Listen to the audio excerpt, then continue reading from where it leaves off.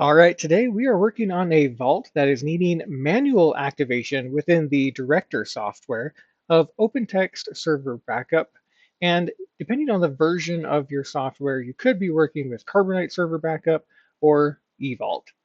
Now we got to this point after the install of director was completed, as outlined in one of my other videos. And the activation process here is probably behind some sort of proxy or firewall where the online activation doesn't work. Within the Vault Settings license summary, when you go to your licenses and click on the Online Activation button, the network is blocking this connection, saying that it can't access that web service, and we need to do that manually. So I'm going to click OK on this box here, and then select the Manual Activation button. Now it's asking if we have the activation code already, which that is a big, long box of text here that we'll see in a moment. So we do not have an activation code for this computer yet, so I'm going to click on No.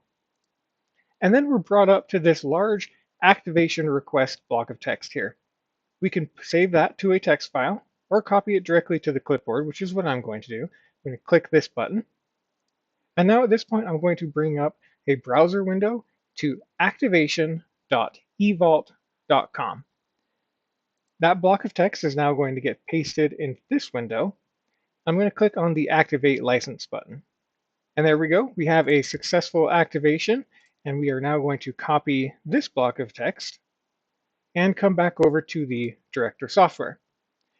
This window still being up, I need to click on the OK button. It's going to bring me back to the licenses window. I'm going to hit manual activation one more time. And this time I do have that activation block of text here, so I'm going to click yes. And on this window, I'm just going to paste it in there, or I can select it from that file and click on Activate Now. And there we have it. On the right side of this box, I have the status being activated, and we are good to go for our license vault here. This is a temp key, so that's why we have the red text showing it's going to expire in 30 days. But as we can see here, we have a vault size available of 1 terabyte on this base license. Now, if for some reason you were not able to get that activated through this process still, under the manage licenses, you could have multiple keys in here, and one of them might be over quota. That's the most common issue for why the activation process is not working. So take a look at what you've got in this window to see what might need addressed there. But other than that, this is the process for completing that manual activation. If you have any questions, feel free to comment down below. We'll catch you in another video. See ya.